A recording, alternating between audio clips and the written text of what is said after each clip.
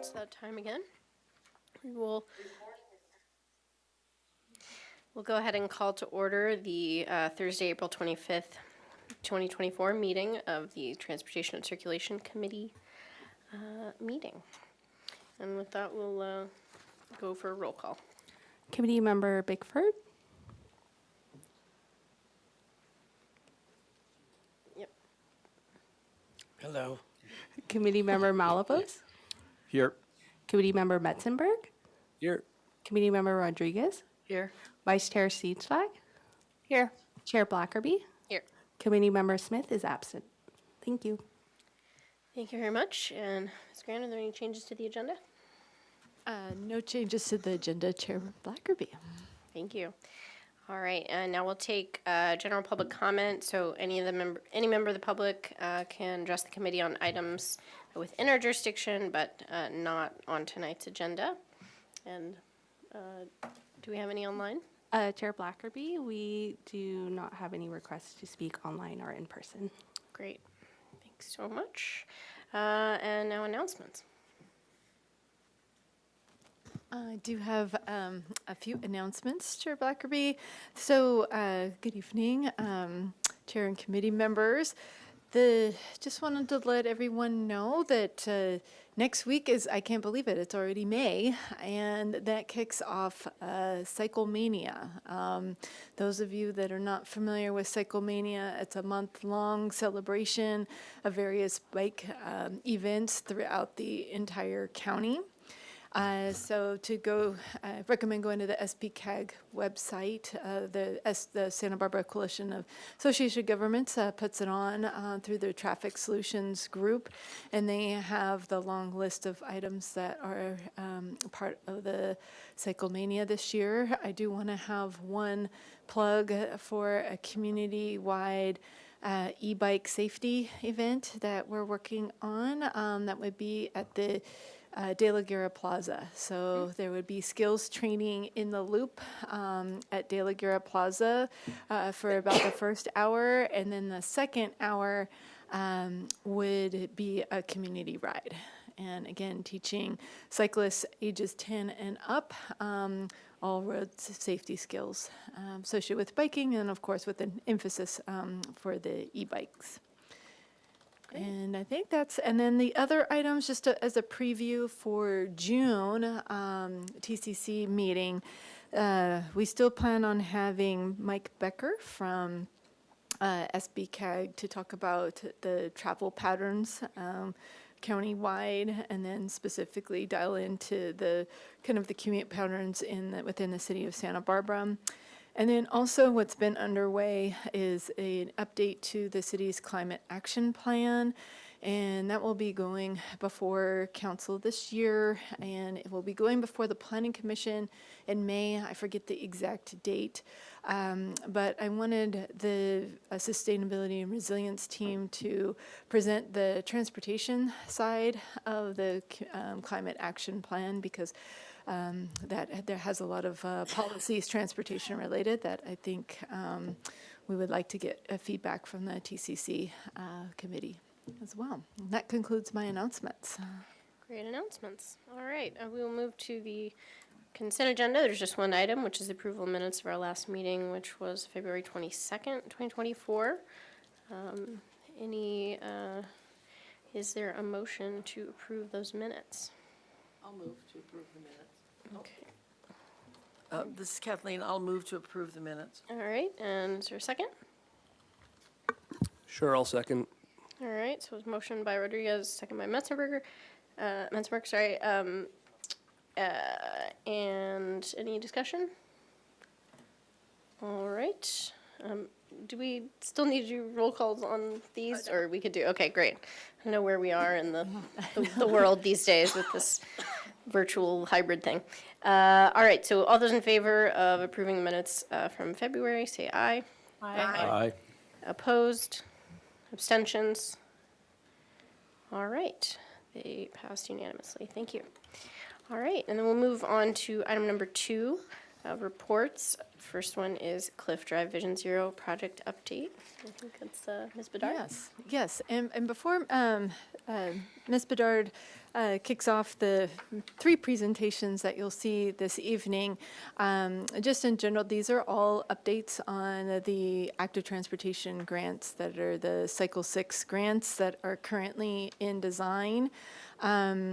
Most of the TCC has already been aware of these projects for a while now, as through our various community outreach stages and from submitting the grants. This is basically a recap of what we received the grant funding for, and we had recent community outreach on all 3 of these projects, just to remind the community members what was in the scope of the grant application, and then, of course, all the way from concept through projects when they go in the ground. We were always, community feedback is during this whole process. So Ms. Bedard will be sharing what the community feedback is that we had recent outreach on from late last year till just in the beginning of this year. And I think that's about it. So, and then we just, if you have any questions at this point in time, and we welcome your feedback too as we review the scopes and the latest outreach feedback. Great. All right. With that, Ms. Bedard, let's talk Thank you, Cliff Chair. Drive. Good evening. Thank you, Chair and Committee. As Jessica mentioned, my name is Michelle Bedard. I'm Project Planner with the Public Works Capital Improvement Team, and I will be giving these brief presentations on this first project we're going to discuss is the Cliff Drive Vision Zero project. So just a brief background. Cliff Drive was formally designed as a urban highway under Caltrans control, and as a result, it had lacked safe cycling and pedestrian opportunities.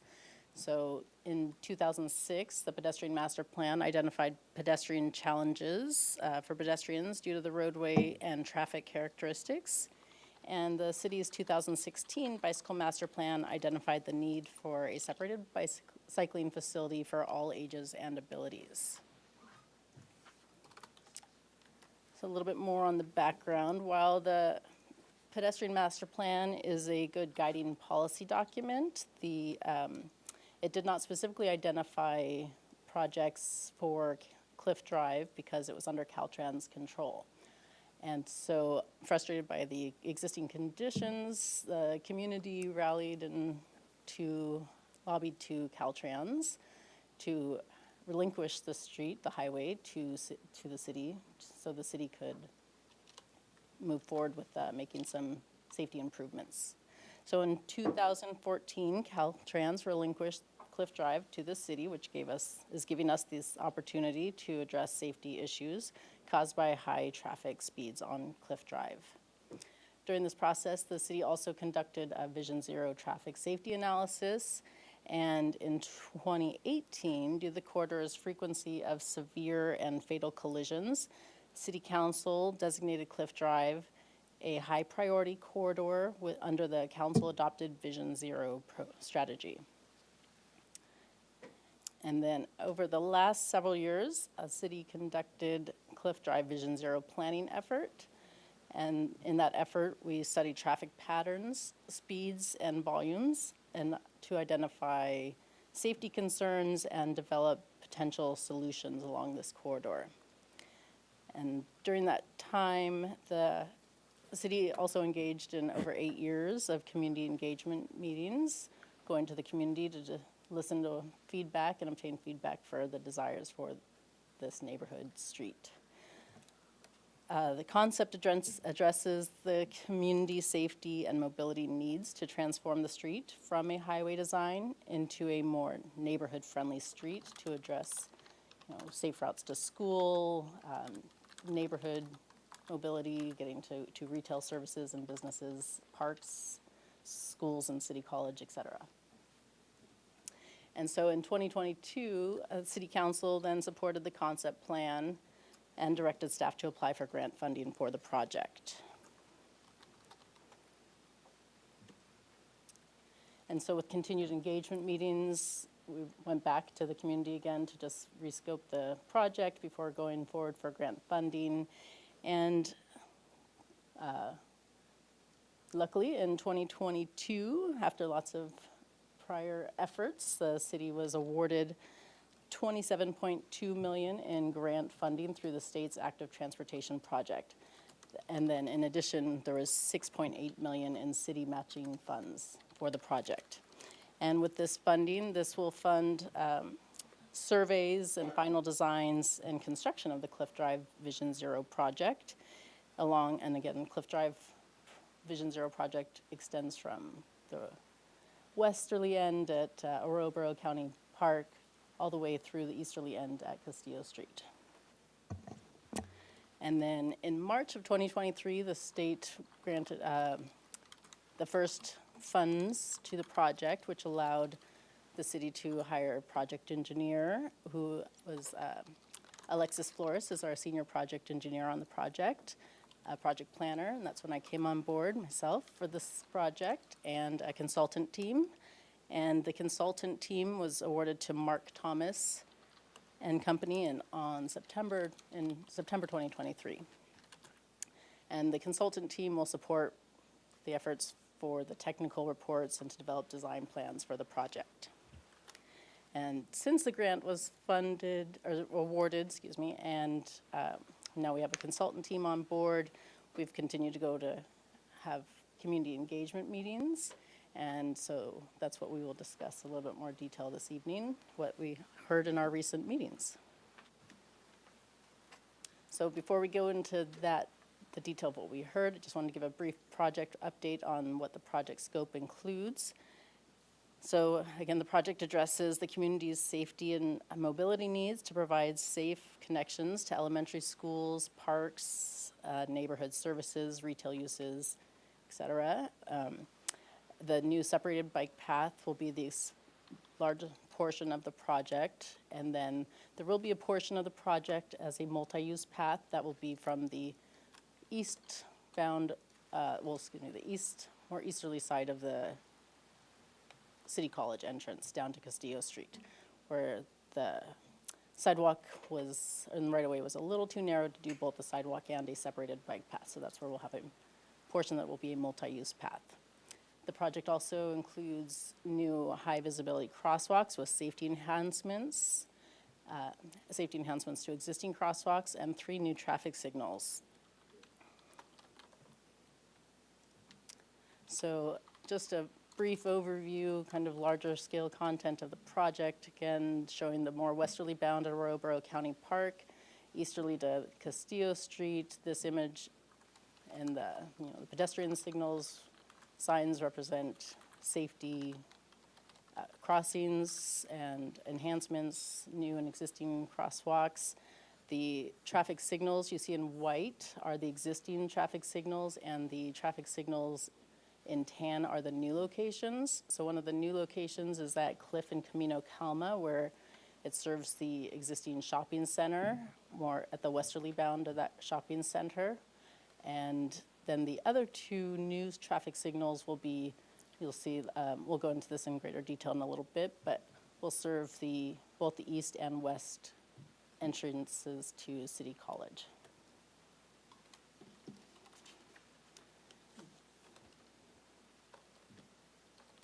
So when we went back to the community, we had a few specific questions we were looking for feedback on, and these were the specific questions. We talked about there being landscape design districts to serve different areas of Cliff Drive, being that Cliff Drive is a large 3.1 mile stretch of the city, and it serves open spaces and parks on the westerly end, residential, then kind of transitions into business and neighborhood services, and then City College and 3 elementary schools. And then we also asked if there was support to provide street trees on the north side of Cliff Drive. And again, mind you, the proposed path is proposed on the south side of Cliff Drive. The other question asked was, does the community support circulation and parking configuration changes to the Cliff Drive frontage road, which is just east of Meigs Road at the intersection of Meigs and Cliff? I'll go into that in a little bit. And then in addition, an important connection and additional conversation for connection between the easterly bound of the project at Castillo and then Montecito Streets and connecting it to Shoreline Drive, which would be connecting it to the existing waterfront paths along Cabrillo. And so let's just see, So what we heard from the community, one of the things we heard was specifically the extension, or the request specifically to have one-way lanes extended on Cliff Drive to serve a greater portion of the neighborhood and community business retail area. Currently, the project, as I mentioned before, the larger portion of the project is on the south side of the Cliff Drive. The project does include a one-way stretch from Salida del Sol to Camina Calma, and so what we heard from the community is that we are currently studying extending the one-way path from Camina Calma to Mesa Lane, which will also serve neighborhoods and students who attend Monroe Elementary School. And then additionally, we talked about street lighting, street trees, and street parking. Street lighting and street trees, overall, we're fairly favorable of street lighting and street trees. There was some concern with street trees. Some concerns, most support, but some concerns were noted, whether they potentially block views or maybe be messy for cyclists or pedestrians. And street parking, specifically, in general, there's generally a community request to preserve on-street parking, and the large portion of this project that we heard concerns was from the Methodist Church on Cliff Drive. And so we are working with the church and our project consultants to see what we can do to minimize loss of street parking and potentially areas where we can retain on-street parking in that area with like a parking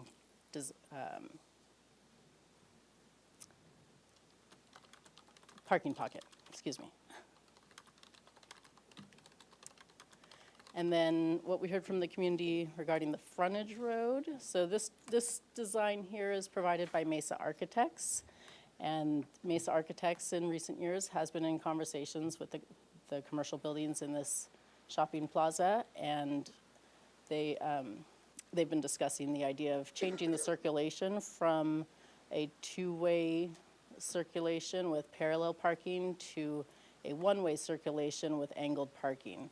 Now, this design would involve a one-way entrance traveling from the west and exiting to the east at Meigs Road. And this would also involve some alterations which involve a right turn only onto Meigs. And overall, the community, and what we've heard is the community is fairly supportive of this project. Recently, staff did also go out to the commercial businesses and chatted with a few of the businesses. And overall, we're supportive of the project and this concept design.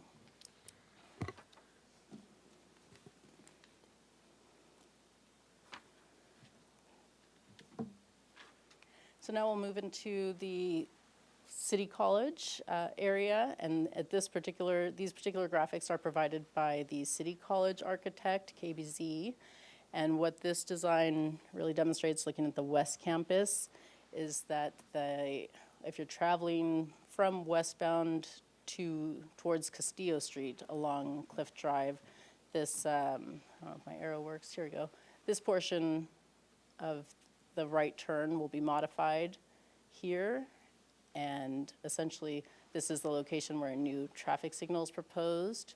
And so what will really happen is it just by reducing this right turn lane and bringing the traffic to the traffic signal, reduces conflict with the proposed bike path in this location, as you can see here. So traffic will flow to the intersection at the traffic signal and then proceed to make a right at the traffic signal.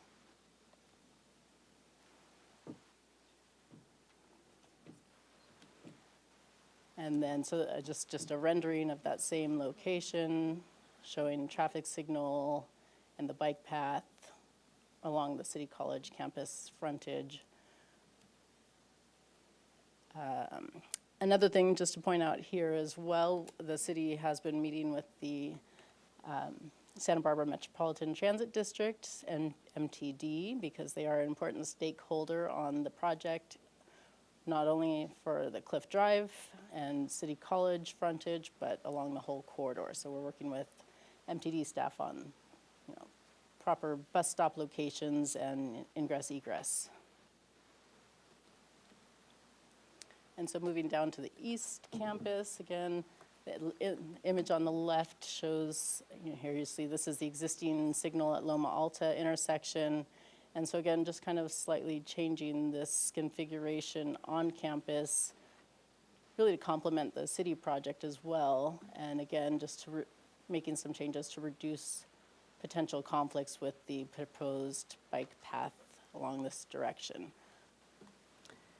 And just to add, for with respect to City College, they have in concept right now to rework their entrances. So this is actually perfect timing that we're working with this project as well. So we're trying to coordinate with what they're doing on the campus proper with the multi-use path and bike path. Right, yes, thank you. And we also met with we presented a brief project update to the City College Board of Trustees back in March. And they highlighted some of these, they were supportive of the project, and some of their concerns they wanted to voice was particularly that we look at native landscaping, and they too on their project end will look for wayfinding opportunities, particularly if you're traveling westbound from Castillo Street coming up the hill. That's kind of a quick corner to see that, recognize this easterly City College campus, although the new traffic light will help there. And so again, let's see. Again, here's just a concept rendering of the East Campus entrance with the new traffic signal and the proposed bike path and separated bike paths and enhanced crossings at this location.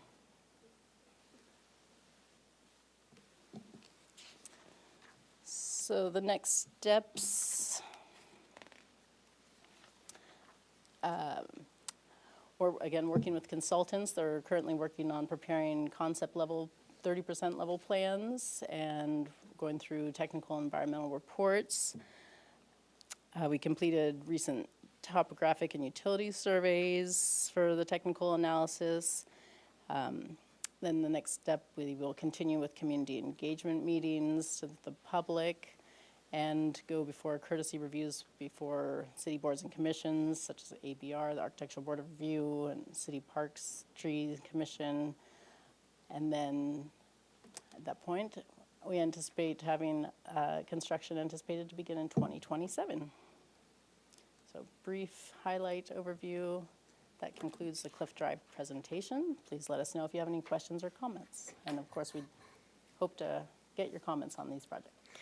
Great, so first we're going to take any quick questions from committee members. Then we'll go, if there's public comment, which I think there is, and then we'll come back for any comments. So to the committee questions of staff. Yes, Ms. Bickford. What is the current status of funding for the project? Thank you, Committee Member Bickford, through the chair. The project is funded, so for design and construction. So the construction is anticipated, just as Michelle Bizard pointed out, was in 2027 is when we anticipate to be in construction. That is what I thought I read in the documents online. Excuse me. I was reading through the public comments, and Mr. Rennick specifically was wondering if it's already, and I had the same comments before I came tonight, which was if the project is already funded, why do we have to wait 3 more years before at least some of the stuff is accomplished? Thank you for that question. Yes, we did receive a public comment, and we have been corresponding with that particular person as well. And it's a process, is the quick answer. It's we cannot rush the design. There are certain details that we need to have and get to a level of construction level drawings that are good and sound to limit risk during the construction phase. And so, and typical for these grants, even though the award is 27.2 million, that does not land on our desk on day one. So it's a process within the grant applications. It's very similar to a lot of state and federal grant sources. So you always have to start off with a preliminary design phase and then a final design phase. There's a right-of-way phase. Fortunately, we don't have a lot of right-of-way conflicts. It would just be a lot of temporary right-of-way, but there is, we will be on City College property, so there's, a standard process for that phase. And the design and right-of-way phases can overlap. But with every phase comes like each funding for that particular section, and then until we get to the construction side of things. We will try to expedite the project where we can, because as Ms. Bedard mentioned, this has been 8 years in the making from the planning effort and all of that. And so there are lots of people, and including us, that want the path in yesterday. And so again, we'll look for synergies, but we also have capital projects running at the same time as well, and workload efforts. But it's typical for this grant source that you have to deliver within 4 years. So we feel confident on that delivery schedule. Thank you. Well, thank Other you. questions? Oh, and I think you guys have done an awesome job of putting this all together, but the question remains, in the 3 years between now and then, why can't there be crosswalk restriping, crosswalk signals placed, bicycle lanes more carefully marked, while waiting for the beautiful project to get started and completed? That's a good question as well, and that's for it all to work, for all the safety enhancements and the crossings. It needs all the pieces of the puzzle to work. And so those crossings are set at a point where it depends on a location of where the path will be. And we can't design a crossing without the path where you still, the road is still designed as a freeway, essentially. And so the certain treatments for those intersections, if we had that without sort of the narrowing of the road and the other elements, we anticipate not to be successful. So it requires all the pieces to be done at the same time. Thank you. Other questions? Yeah, Committee Member Metzenberg? I have one. Overall, I think this looks beautiful. It's great. My only question / concern is that slide number 9, the existing old strip. It's right in front of Ichiban, the Cliff Room, that commercial building area right there. What's the change in number of parking spots going to this one-side angled parking from dual-side parking?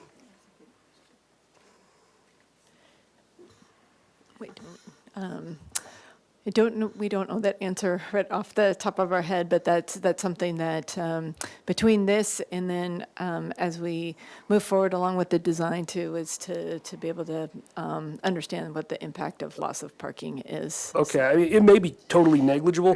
The only other concern I had was by changing it to this way, the traffic flow into there is very natural if you're headed westbound on Cliff. You just take a right in there, and that's great. However, if you're coming south on Meigs, you can't take a left in there anymore. Not that that was great to begin with, because you'd have to cross oncoming traffic. But also, if you're headed east on Cliff, now you're gonna have to go into the median there, which right now, that's a left turn lane. It's not meant for you to pull off into and make a left turn, so it's gonna force, at some point, someone's gonna have to make a U-turn somewhere down there and get into, to come in through that new entrance, since it's one way. Is there a plan for that? Thank you. Sorry, we're gonna get to the actual drawing for that. Oops, that's the next one.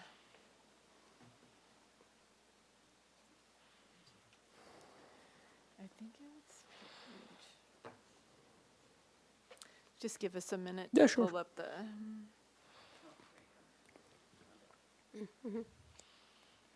It's off the screen though. It's the next. One more down. That's the right for the shopping center. It doesn't have the. Yeah, but it.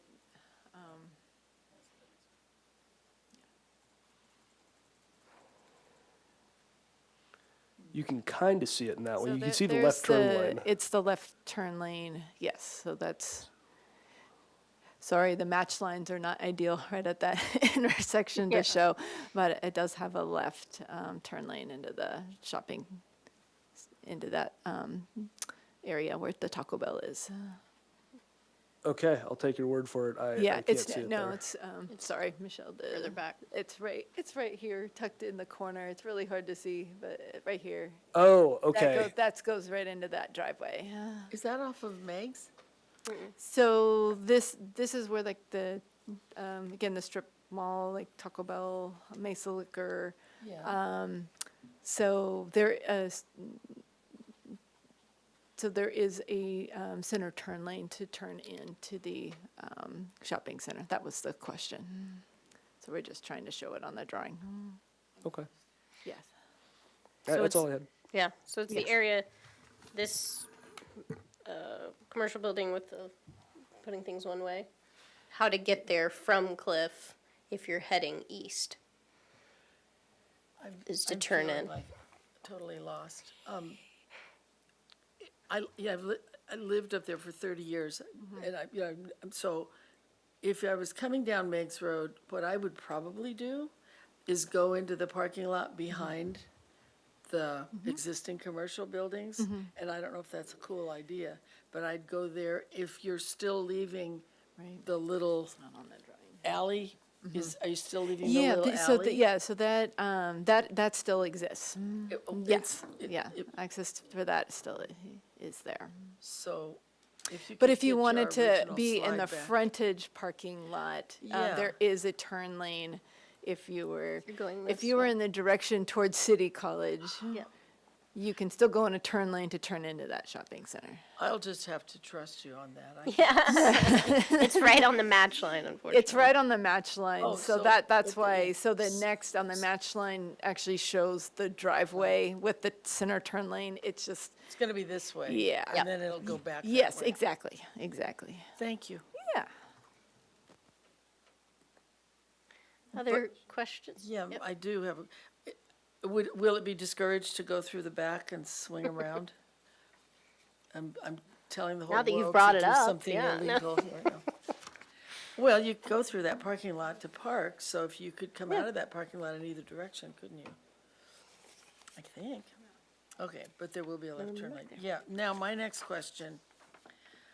These draft illustrations are very beautiful, and I can't tell where the Garvin Theater is, where the ocean is, where Loma Vista is. I'm lost. Sure. Let's go to the East Campus one. It's so different than what we already go have. one I more. can't tell.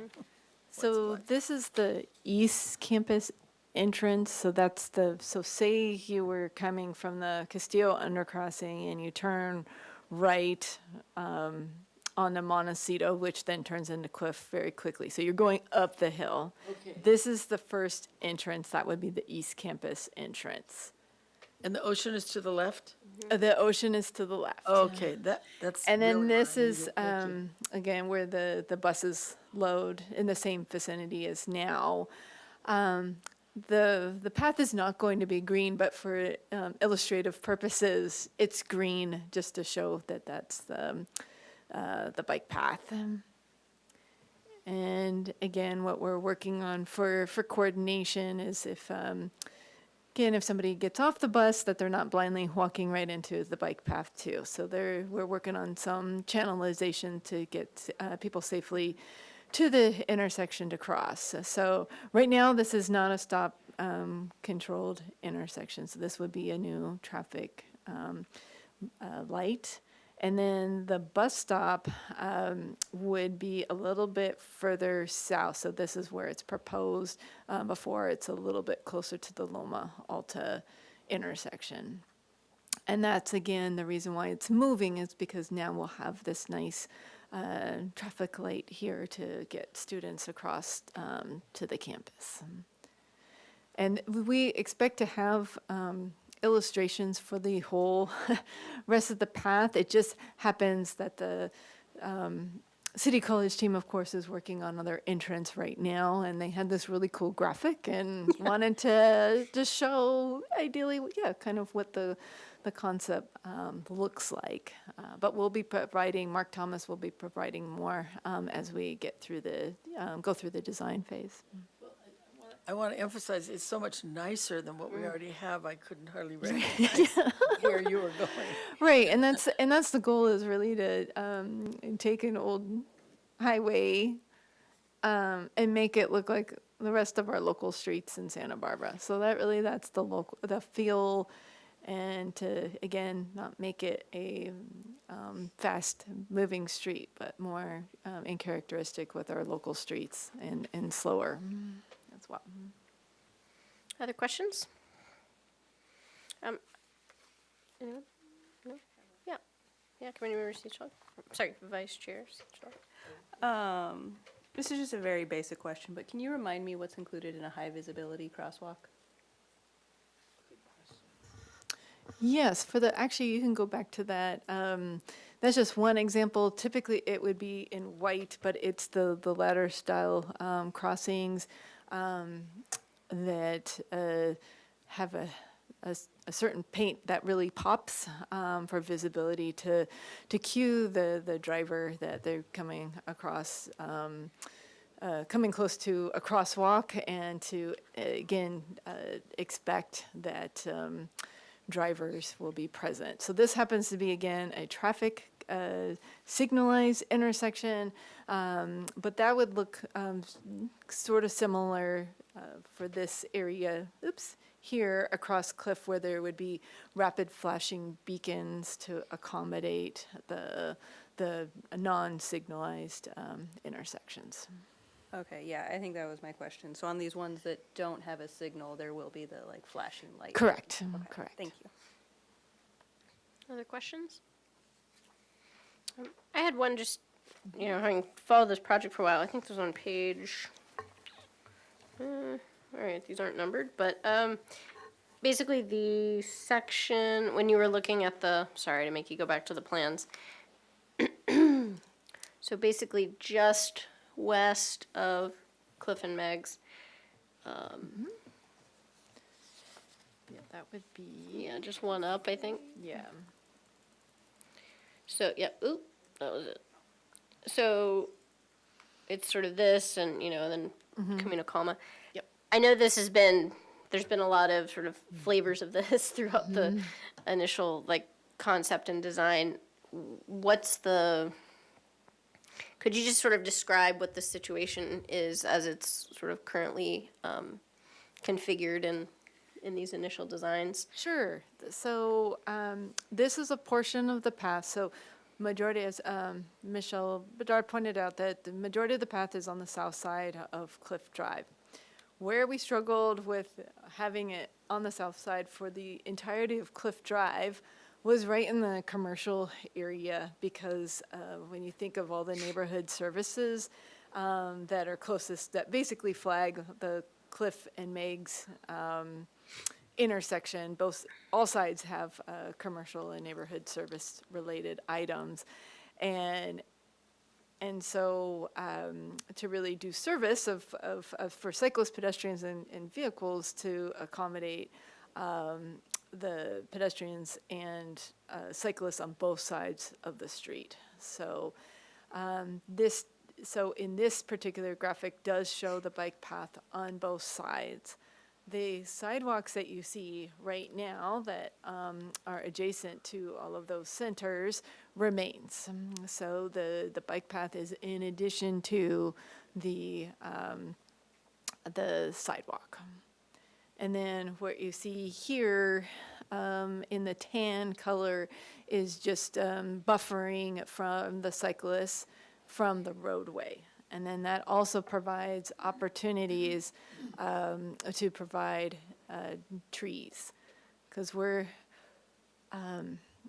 again, because this was designed as a highway, it's it's concrete jungle. So we're trying to reintroduce trees to this street. And then trees also help with the walking and biking environment, providing shade, but it also is a traffic calming effect for vehicles as well.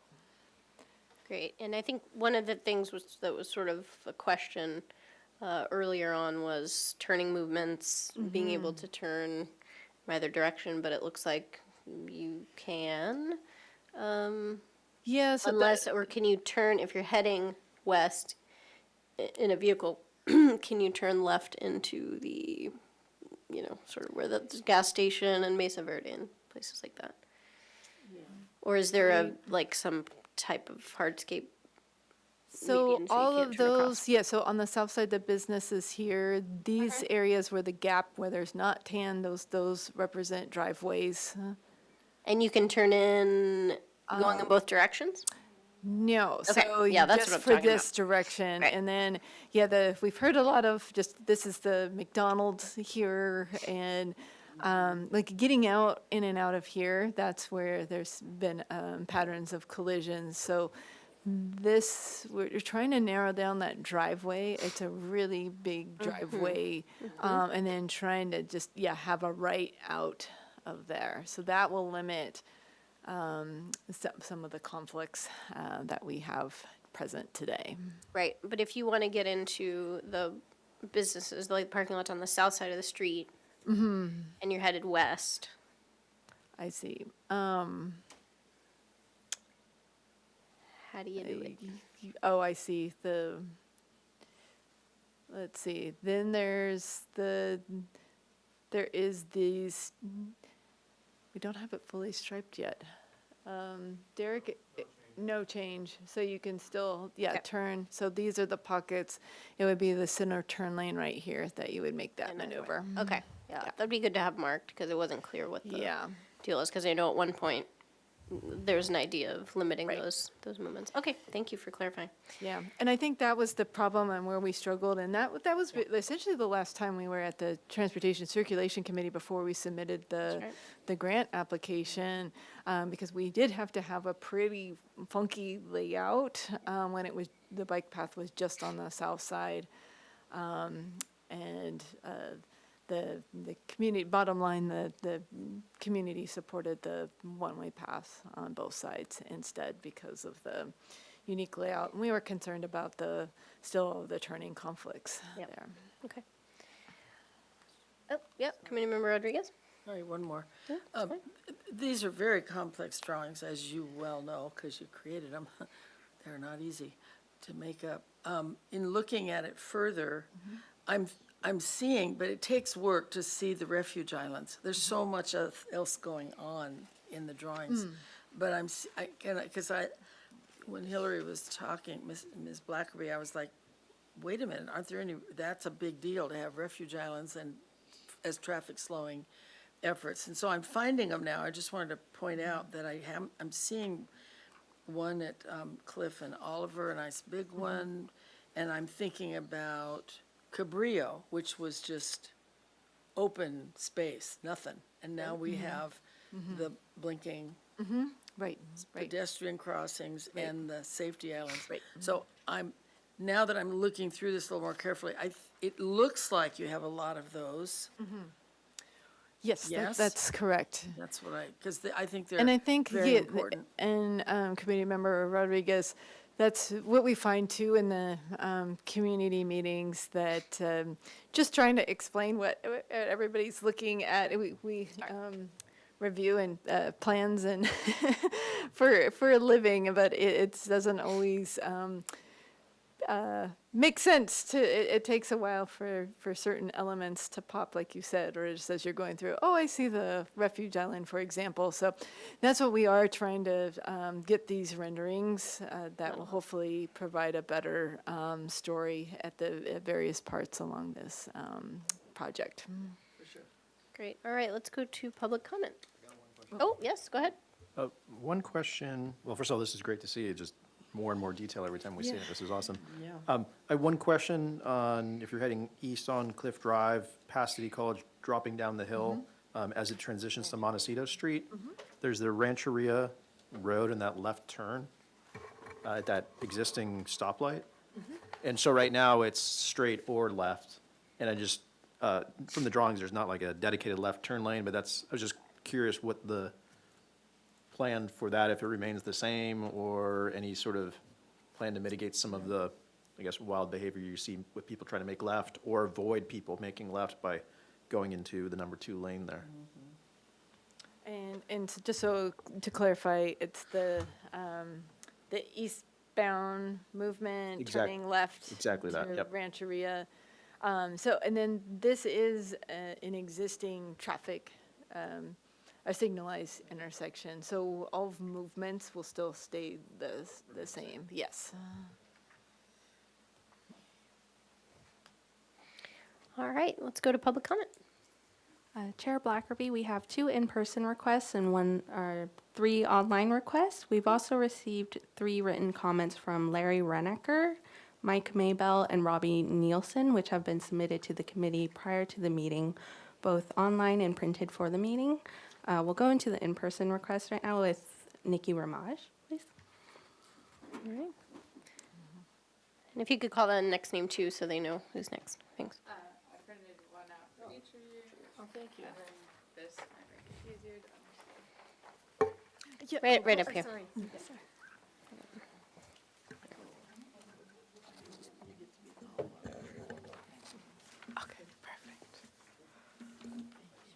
Alrighty. So my name is Nikki Ramage, and I'm one of the pastors at the Free Methodist Church of Santa Barbara. I also happen to live at the parsonage, which is at 1413 Cliff Drive, and then the church is 1435 Cliff Drive. And so if you see, I gave, the Chair Hillary a copy, and perhaps you could pull that up, but we really love and appreciate and are grateful for our parking. And why we are grateful for our parking is because our facility is in use 7 days a week, and that's actually why I printed out our schedule, our calendar, from February, March, and April. And what you see is basically every day of the week, our facility is being used. Whether on Saturday mornings, it's an AA meeting. Whether on Tuesday nights, it's a Monday and Tuesday nights, it's a City College jazz class. Basically most weeknights, we have a Bible study. We also have a Spanish congregation that meets there Friday nights and Sunday nights. We have our Sunday services Sunday morning. We host blood drives twice a year. We just hosted a bone marrow drive. We host a senior lunch that serves about 100 seniors in our community, and this happens on the first and third Thursday of the month. And so our major concern, if you see what I circled, is if you look at Santa Cruz, our church is right on the corner there. It's kind of unclear, but our church is right there. And so essentially we are losing parking right in front of where we have our senior lunch, and we're losing parking to the left of Santa Cruz, which is where many families, many seniors park. And so we care about our seniors, we care about our folks with disabilities. We want them to be able to access all of our events and community services as well. We also have a preschool, an infant care, and an after-school program. It's it's our basically nonprofit arm of our church, and so we're serving upwards of 100 children every single day, except for the weekends. And so if it's raining, oftentimes we switch to the upper room and parents have to park on Cliff Drive to pick up their kids.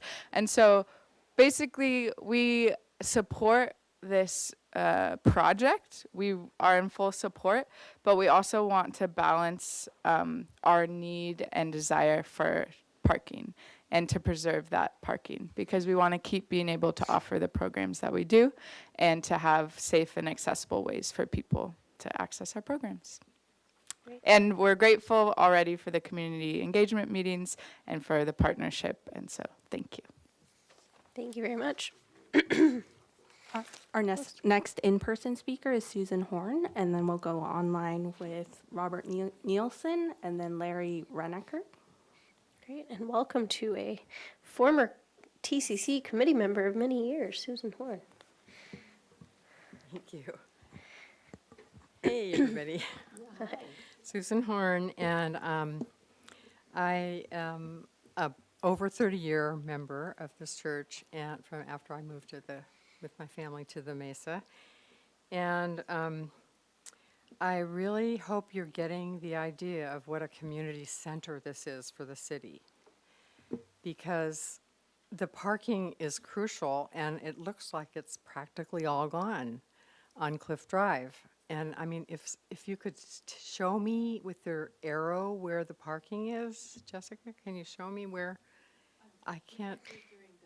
Oh, sorry. Yeah, committee members can ask for clarification after public comment. Okay. Yeah. I tried to figure it out, but I couldn't really tell. And it is, if the bike path is on just one side there, or if it's on both sides, and it was really hard to figure it out. So we need the parking. When this church started growing, 50 years ago or whatever, they decided that their priority was to serve the community.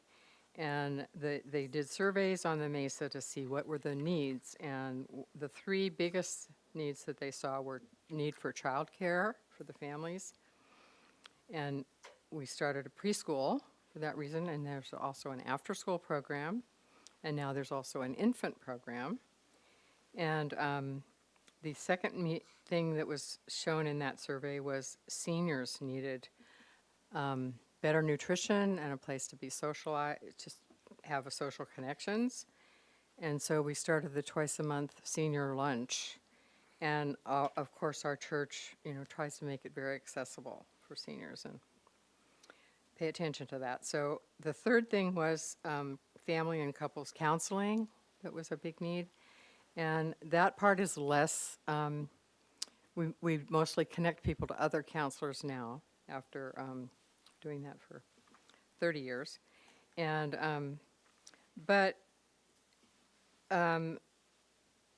Sunday, I just want to say Sundays are really busy, of course, they're the most busy. And there are 2 services, and so when people are coming for the first service, they don't leave right away because, they're socializing. And then the next people come for the second service, and there's still first service people parked there, and they gradually leave. But it's really difficult for me, now I'm a senior, to park, and I park way far away on Cliff Drive so that I can walk a long way to get there. But if you take away a lot of parking, it means I'm going to have to walk 3 blocks instead of 2 blocks or whatever. It's going to be really more and more tough. Ms. Horn, just sorry to interrupt, and it's my first meeting as chair after a while, so I didn't say how long public comment should be, but if you could wrap it up pretty soon, try to keep it to 3 minutes. So. Okay. And I think you just hit Sorry. 3 minutes. That's okay. Okay. So anyway, my questions are, where is the parking allowed? Because I can't find it. And other things, can trees be removed on that section so that, to make more parking? Can, there be parking on the other side of the road? I just can't tell. And I'm thrilled that this is happening on Cliff Drive, coming from a highway to what, all the things that have been happening so far is wonderful. So now we have fewer, instead of 4 lanes, we have 2, for example, which really changed everything to slow everything down and make it so much more like a neighborhood.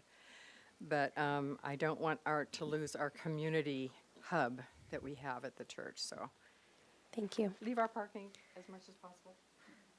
Thank you. So we'll go to online, and we will we will enforce the time limit there. So And first up is Robert Nielsen. Please unmute yourself and then you may begin. Hello guys, my name is Rob Nielsen. I've been following these 2 projects pretty closely. So I've given some feedback to Jessica and Derek and the team, and I'm just very appreciative that this will be forthcoming to our community. I think these 2 projects are going to be big game changers, and there's a lot to be thankful for. I'll save my comments for Milpas till later, and you guys have my written out comments. So I just wanted to reiterate that I think all of the changes that are proposed for Cliff Drive are in the positive direction, and there's not a whole lot of additional food for thought I'd like to give, with 2 exceptions. One, if there's any additional opportunity to reduce Cliff Drive from 2 lanes down to 1 lane at the intersections, I think that could help make it less feel like a freeway and move us towards the Vision Zero goal. I think that there's probably some opportunity for that on the Las Positas side of Cliff Drive, from the intersection or from the shopping center. And then I think it was kind of posed that either there's space for a 2-lane bike lane on one side or 1 lane in either direction, but if there's any opportunity to keep the 2-lane bike path along the south and west side of Cliff Drive, and in addition add a bike lane coming up Cliff from the ocean along the shopping center, and not make it an either or. And maybe that can become true if we have opportunities to reduce lanes of traffic down to single lanes, and maybe that helps solve some parking issues too. So those are the only 2 considerations. Otherwise, I think that this is a wonderful project, and looking forward to it coming to reality down the road for us. thank you. Thanks. Next person is Larry Reneker. Please unmute and you may begin. Okay, hello. Oh, oops. Oh, I think you're on mute, sir.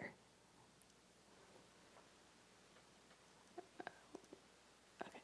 Try again. Can you hear me? Yes, thank you. Okay. Perfect. Yeah. Hello, committee members. My name is Larry Reneker. I live on Mesa, close to Cliff Drive. I've lived here for 30 years with my family. I submitted comments yesterday via email. I'm going to try to summarize those to the best I can without taking too long. As a part of my exercise regime, I cross Cliff Drive between Meigs and Flora Vista on foot about 5 times a week. That's the part of Cliff, as you probably know, where there's no crosswalks across that 4-lane expressway for about 10 city blocks. As such, I've been pushing for safety improvement on that Cliff Drive segment for about 15 years. I was very happy when funding was announced for the Cliff Drive Improvement Project in December 2022, but I was stunned when I realized that construction wasn't scheduled to begin until 2027. Since November of last year, I've been going around and around with staff trying to get a detailed Gantt-type schedule, understanding why this project takes so long to get completed, or at least to get started. First, I was told it was because of public and environmental review. Then it was because of a task that have to get done, and finally due to state funding. And frankly, I'm just confused. Staff's most recent email over a week ago listed 4 phases: preliminary design, environmental review by April 25, final design February 27, right away February 27, construction begins summer 27. Again, I'm just totally confused. The first phase preliminary design environmental review to be completed by the end of the year or a year from now. I mean, staff I think has already recognized that this project has been well defined by staff's own words. So I just don't understand what's going to happen in the next year. And the environmental review for this project, I've worked with CEQA for 35 years, and I just don't see any CEQA issues. So I'm lost as to exactly what's supposed to happen in the next year. I'm also lost why it will take 3 years to get a final design set up. I mean, you have a consultant under a $3 million budget, and I'm unclear what they're supposed to be doing. So I'm not trying to be cranky here, but I would really, really appreciate getting a detailed Gantt type schedule to help me understand why it will take until 2027 to get started with the construction of this project. And my motivation, again, it's selfish because I'm just trying to avoid getting killed crossing Cliff Drive. And so if I could hopefully get a commitment to get some type of a schedule so I can understand, I'd really appreciate it. Thank you. Thank you. Okay, and the next person is Tamara Sack. Please unmute. Hello, can you all hear me? Yes, thank you. Thank you. My name is Tamara Sack, and I reside on the 1300 block of Cliff Drive. I echo the remarks of the previous speaker as to the timeline. However, at issue is the parking. It eludes me how the street parking will work. I should think that as a homeowner, I should at least have a parking space in front of my home, of course, for family and friends to visit, as well as maintenance, gardener, and other persons providing services in my home, like a plumber. Could you please reply regarding the parking in front of the houses on the 1300 block of Cliff Drive? Thank you. Thank you. Chair Blackerby, those are all the requests to speak. Great, thank you. So now it's back to the committee with any comments. Yeah, Ms. Rodriguez? I'll go. This is, I think, my 9th or 10th year on this committee, at least. And we have hit this issue many times. How many parking spaces are there going to be? What's going to happen? It's very important. And I think it's become clear, these drawings are so complex and it's really hard. Susan said it, Ms. Horn said it, and I agree. I can't quite tell where parking's going to be. And we talked about the parking, the diagonal parking at the little strip mall there. I really think, unless it's in here and I'm not seeing it, an existing parking space analysis versus what it's going to be is needed at this point. If the drawings are not so preliminary that you can't tell, does that make sense? If these drawings are close enough to reality that you can say, we had 6 spots there, now we're going to have 4, or guess what, we had 6 and now we're still going to have 6. I think that needs to be assessed for the whole the length of the project. Yeah, Ms. Grant, do you have a I know it's address the parking question? I try not to interrupt during comments, but because it was Yeah, it's a question. comment/question. You can ask more questions So also. what you're seeing here is the drawings that we submitted for the grant application. So these, in terms for us, these are concept level drawings. These are drawings that have not been surveyed. Survey is a key factor in doing the actual formal design. And so that's what the Mark Thomas firm is working on. When we look at on-street parking, a parking space is 20 feet. That's how we measure that. So that is the design team. That is something that is a task of the consultants just to quantify. So right now, for like example for this, that happens to be up on the screen, we see in general like where there would be on-street parking in that area, but yeah, we haven't quantified a loss or the gain and that type of thing. So that comes with this next process. So those were some of the community feedback as well. So that is something at our next level of outreach when we have those design drawings to be showing. And I just want to add, I really respect the completeness of the comments from the church with her schedule of how many activities and coming in, and Ms. Horn showing up. I think it's going to be important for us to know, I don't even know if you have a parking lot at the church as well as street parking. So a complete understanding of how much parking you have and how much you're going to lose, I think would be useful going forward. Just suggestion. And if I could just comment, if that was maybe kind of a question too, that's what we're working with the church on. So they do have a fair amount of off-street parking as they require to when they constructed the church, and there's conditions with that. I think what the issue is with some of the clientele that, again, might be more mature, there isn't elevators for the building. So the parking lot actually sits quite a bit lower, and to get up to where the main rooms are for the church and for some of those services are at the street level. And so to get there, you're either going out of the parking lot up the steep sidewalk or the very steep stairs. So again, a lot of it can be operational for able-bodied patrons that attend the church, leaving the rest of the curb space for those that need it. So that's a continued dialogue with that. Thank you. Other comments? Oh, yep. Committee member- I got a few. I'm really appreciative for everybody that called in and showed up in person to speak about the parking, because I'm glad you drew my attention to it. I really like this design here. I like all these, the idea of a raised median to protect bikers. That's great. And I see this raised median wide at some points, as indicated with these little trees here, and then it shrinks at some points to allow parking. To me, the importance of that raised median is to protect cyclists. Yes, it's pretty when it's wide enough and you fill it full of plants and everything, but not at the expense of utilitarian use.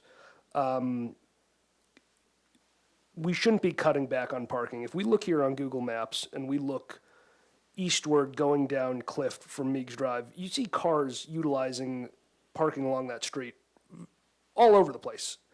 Now, also, I'd like to draw attention to Santa Barbara's municipal code, which does not allow you to park in your own driveway. That's a no-no in the city of Santa Barbara. So parking on the street, that's legal within the time frame that's listed there. Otherwise, you have to park in your garage. So what options are we really giving people here? If all you're going to give them is a driveway, which they can't legally park in, I don't know how many spaces their garage has, 2-car, 1-car garage, whatever was permitted with. I think the person who chimed in with the comment about, like, where's their landscaper going to park, where are their visitors going to park, those are all very valid comments. As for the church, I just looked here on Google Maps, I counted about 40 parking spots. That's nothing for a church. And looking at their schedule, this is an apt comment. So I hope we can revise this plan and shrink this medium down as many places as possible to just allow for as much parking as possible. So anyways, that's what I got to say. Thanks. Other comments? Yeah, that's what public comment's for, so. No, you can't do it from there. That's what public comment was for. It's on this item. Yeah, we don't do like a back and forth type thing. That's why public comment is formal, like the folks who filled it out. If you have comments, you can also write them on a slip and submit them to the clerk, and we can get those to the board. Sorry about that. Well, thank you for coming to your first meeting. Also, it's televised, so people have to speak on the mic. Okay, other comments? It's me again. That's fine. I'm digging for my paper. The schedule of the project from 2022 to 2027. Obviously, now we're getting a little more granular. So when will our committee see the next iteration? I'm just kind of wondering.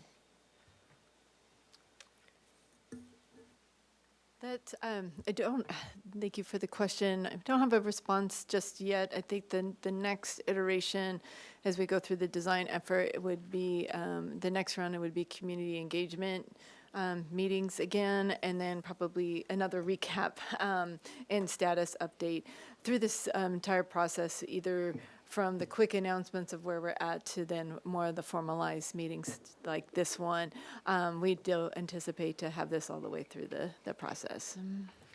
Yeah, I think my point is that some of these issues are going to be clarified ongoing. Okay, thanks. Thank you. Other comments? I have a couple. One, I mean, it's very exciting, and it's, I mean, if you're around long enough, you know these things just take time, and this is a massive project. There's a lot of lane miles. It's really complicated. Like you were just saying about the church, we're on a mesa, and things drop off. It's like sort of, the topography is a little spicy at times through some of these, so I can see why it will take a little bit of time, because you really, really, really got to get it right. I have a very long history with this facility in that I worked for the state legislature when the relinquishment was happening, and I have to say, there's a bit of revisionist history here in that community members lobbied Caltrans. In fact, community members lobbied the city because Public Works was not interested in taking this facility because it's a lot more lane miles to maintain, and Caltrans will give away a facility any old time. But there were negotiations because, you know, it's an additional liability and a bunch of roadway to take care of. And at that point, before they gave it over, needed legislation to relinquish it. Caltrans actually did the initial road diet, paving and restriping to make it better than it was, but it's obviously not as it needs to be. And so what's heartening is to see all the work that's gone into it from Public Works staff over the years since to embrace it, try to make it a neighborhood street, and sort of beat it into submission because it is such a wide facility and so much needs to be done to make it safer and make it, you know, sort of human scale. So I'm excited to have it actually get to this place where we're getting closer and closer, even though it takes a long time.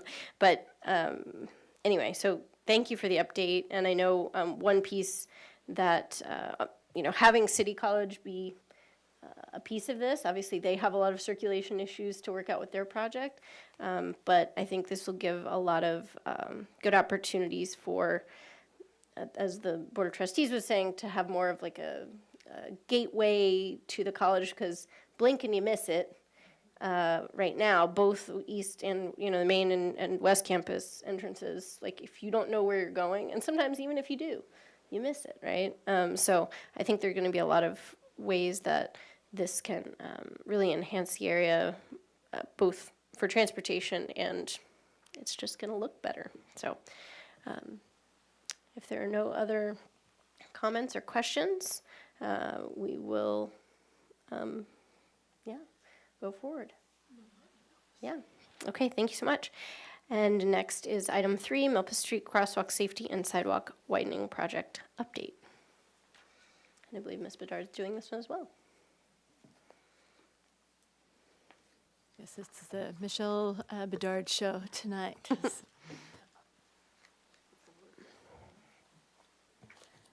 Well, thank you. Welcome again. Tonight, discussing now the Milpas Street Project Safety and Sidewalk Widening Project Update.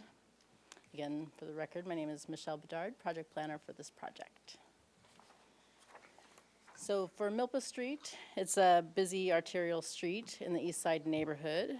There are 5 lanes of vehicle travel lanes. There's the, 101, Highway 101 access at the south end of the street, and that contributes to the traffic volumes. And overall, there's greater than 23,000 vehicles per day. And this is the second highest number of pedestrian-involved collisions and an important Vision Zero priority corridor. So moving on to a brief background, community engagement along Milpas Street is documented in the 2006 Pedestrian Master Plan, the 2016 Bicycle Master Plan, and several project-specific community engagements in the past several years from 2019 to present.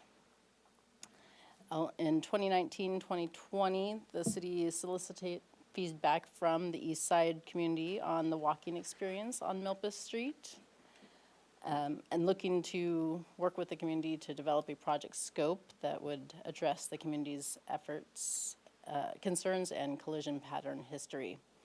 So in 2020, City Council directed staff to apply for grant funding from the state's Active Transportation Program for corridor-wide safety enhancements, and the city unfortunately was unsuccessful at that time.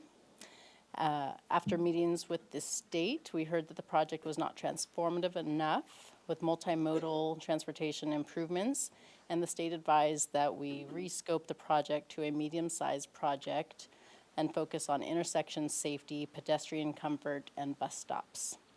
So staff went back to the drawing board and revised the project scope to focus on those specific safety enhancements, and we returned to the community to gain community support for the revised project scope in 2022, and council again directed staff to apply for grant funding from the state's Active Transportation Program. In 2022, with $7.9 million in city grant funding, match funding, in 2022, the city received $7.9 million in grant funding for the rescope project, with $2 million in matching city monies from separate maintenance and repair funds. For this funding to cover the scope of the construction design for this project. Then from here on, let's see.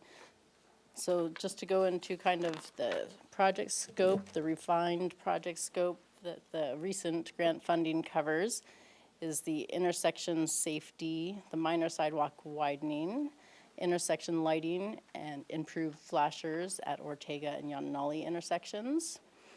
And the street maintenance project covers repaving, mid-block sidewalk repair, high visibility ladder style crosswalks, better quality pavement markings, and accessibility improvements. The project, let's see, in the grant funded overall, the grant funded project will create a safer, comfortable corridor with for residents and improved intersection sightlines, crossing enhancements, lighting, and widened sidewalks. So moving into some of the more greater details here, safer crossings. The safer crossings, this image on the top left is an example from the Cliff and Meigs intersection. That's an example of the more repainted, wider, safer ladder style crosswalk. And then it'll also include accessibility upgrades, widened sidewalks, new enhanced rapid flashing beacons as demonstrated in the lower left picture. That's a picture from Old Town Goleta. So that's a mast arm rapid flashing beacon. Excuse me? Oh, yes, sorry. So yeah, that example for the mast arm rapid flashing beacon is proposed at the Yananali Street intersection. And then the image that's difficult to see, but on the right just kind of highlights these intersections where these are intersection safety enhancements are proposed, and you'll see as this diagram indicates here, this is where the mast arm rapid flashing beacon is proposed at the Yananali intersection. So over the next couple slides, we'll just kind of review some example slides and example intersections. This is the Milpas and Ortega Street intersection, and at this intersection there is, you'll see here if you can see my mouse, on the left side of the intersection, which is where the east Milpas, northbound the north side of this intersection. This is an existing crosswalk median. This median will be modified and enhanced. And then on the south side of this intersection will be a new crosswalk median and rapid flashing beacon. And then you'll see just again, this is the example here of the orange at each intersection where the widened increased sidewalk is happening. The blue line indicates existing curb line, and the orange is the proposed. And on this side, you'll also see this slide indicates the yellow circles are proposed new street lighting, and orange is existing street lighting. And so the bottom right image is just an illustration from another community diagramming the medians in the travelway in the crosswalk with the rapid flashing beacons. At the Milpas and Coda Street intersection, just another example. This one is an example specifically with a bus stop. You'll see at the more southwest portion of the intersection along here. And so widened sidewalks. We're also looking to explore opportunities to provide new bicycle parking at the intersections, as well as potentially new tree locations indicated by green. And again, the existing streetlights in orange and the proposed new street lighting in yellow. And again, all with the new safety enhancements with the ladder style striped high visibility crosswalks. Sorry, what did you say the blue things are? And not the lines, but the blue line is... Sorry, no, the blue dots. The blue circle that you just went over. That. This, what is that? Oh, traffic signal poles without lights in them. Got it. Thank you. Thank you, Derek. Okay. Great, thank you. And then moving on, just another example for safer lighting at the intersections. Each intersection is proposed to have additional lighting. The far image, again, shows the existing lighting sequence in orange and the proposed new lighting sequences added in yellow. The image on the left just gives you the example of what a new street fixture would look like. And again, the middle image just shows the existing lighting pattern on top with the two existing lights, and then the new added street lighting, which adds additional lighting to the side streets as well. So improving lighting at the intersection overall. Another important project component is for not just pedestrian safety, but for transit users. So we are looking to expand the sidewalk in areas, provide accessibility improvements, and having wider, more comfortable waiting areas for the bus stops. And so just gives you a graphic again of the existing condition and the proposed conditions in plan view. Again, with the orange being the new sidewalk area, the yellow being new streetlights, and green potential for additional street trees, and the general safety improvements, including the new crosswalk stripings. And again, working with MTD staff for the importance stakeholder in locating bus stops properly for proper ingress and egress along the street and enhance safety for both pedestrians and transit goers, users. So what we heard from the community, in October 2023, we held 2 community meetings, both a virtual and in-person meeting. And at these meetings, staff reviewed the proposed project scope of the grant-funded project, the project schedule, and anticipated issues that need to be resolved prior to completion of design plans. And so some of those, the following are just highlights of what we heard from the community. So for instance, we heard that we want to improve the pedestrian experience, provide safer, enhanced experience, adding new street lighting to increase visibility, all of which is included in the proposed project. Requests for improvements for cyclists, safer streets, and safe bike lanes. The project is proposing to add a 3-foot buffer to improve safety for cyclists. And let's see, as we discussed briefly, just the request for additional traffic signals and then the alteration specific to the intersections at Ortega and Yananali Streets, including the enhanced and new rapid flashing beacons.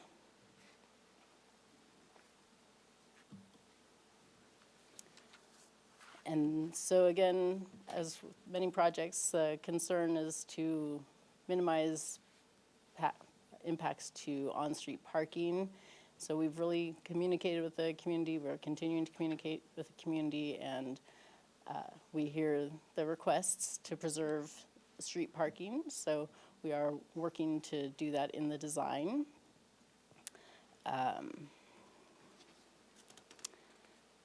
Then with regards to street trees, this is as you're probably aware of, there is a very mature, dense selection of street trees here, mostly ficus trees.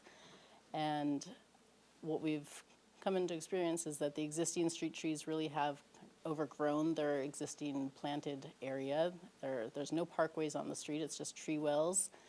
And that has really limited the sidewalks. And so the goal of the overall project is to provide enhanced pedestrian experience, but we also want to try to preserve the tree canopy and street trees, as we've heard from the community, is very important as well.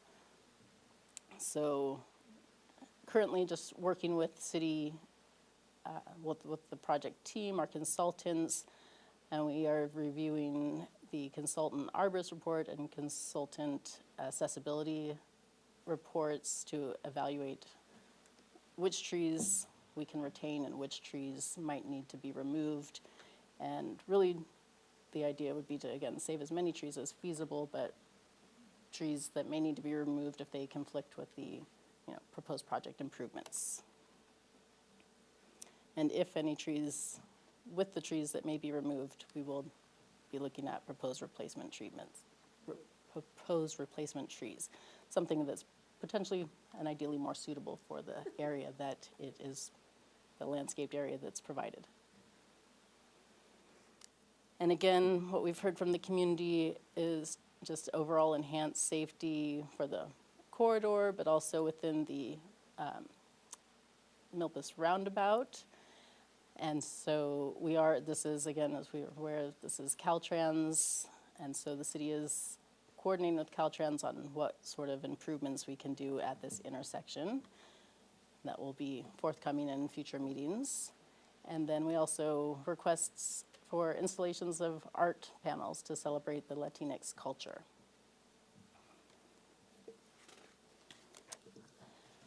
And for, again, this project, what our next steps is that the consultant, as I mentioned just briefly earlier, we are reviewing technical environmental reports, specifically right now the consultant arborist and consultant accessibility reports that are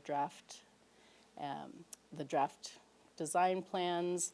When we get back, when those reports are final, we will return to the community and have a very focused meeting with the community, have a community engagement meeting to discuss the existing tree canopy and trees and which trees may need to be removed for the project. And then following that, we also will go through the city boards and committees, and ideally we'll again hope to anticipate construction in 2027. So that concludes the brief presentation for the Milpas Street project. Thank you. We'll take questions or comments. Back to you, Chair. All right, any questions from the committee? Yep, Ms. Rodriguez? Gosh, my goodness, I apologize. Don't. I guess I should. With the extent of this, I think I would hope you would have multiple community meetings at different times of day, and of course in 2 languages. Just throwing that out there. You said meeting, so I think that's going to be real important. I've also noticed the amazing work that's been done on the sidewalks for those huge trees that they haven't been able to take out yet. There's been a lot of sidewalk flattening, which has helped, but that has become a pretty crowded area, and I hate for those beautiful trees to go. I think it's a terrible dilemma. It really is. because they are amazing, but they're way too big for where they are, many of them. So I think that's really important, that that's a big part of this consideration. And I just want to remember that a young man had to get killed on his bicycle for us to really do a lot over there, and I'm really glad a lot has happened. Thank you. Other questions? Okay, public comment? Chair Blackerby, we have no in-person requests, but we have 2 online requests. First up is Robert Nielsen and then Barry Remis. Robert, please unmute yourself and you can begin. Hello again, guys. You have my written comments as well, so I'll just try to summarize those and maybe put a sharper point on it. As with the Cliff Drive project, I think that this is going to be a great benefit when we make these improvements. I think Milpas is in desperate need of some changes, as past incidents are evidenced. I live in this community, so I travel this one nearly every day. And I do think that there's a lot of low-hanging fruit and things that we can do about this corridor to improve it for our communities. It would have been nice if we could have gotten the whole grant for the whole kit and caboodle to address Milpas all at once and not just the intersections, but I know you guys are doing what you can with what you've been granted. So I think this area I have a little bit more constructive, critical feedback. To me, at least from the plans that are online from the October meeting, it still feels like we need to adjust the priorities with how many 5 lanes of moving traffic and 2 parking lanes, and find a way to include some more bike lanes and pedestrian access and narrow the road and calm the road more than what the proposed solution is trending towards.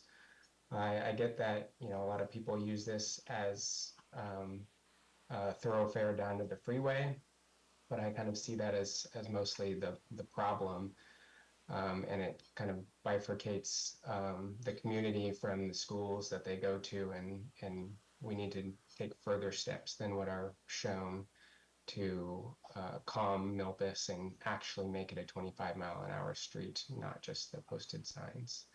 So in an effort to try to provide some solutions or some ideas, I was wondering if the city evaluated roundabouts instead of traffic signals, which might allow for eliminating the center turn lane and narrowing the street, and therefore being able to squeeze some bike lanes in and maybe use the parking to protect those bike lanes.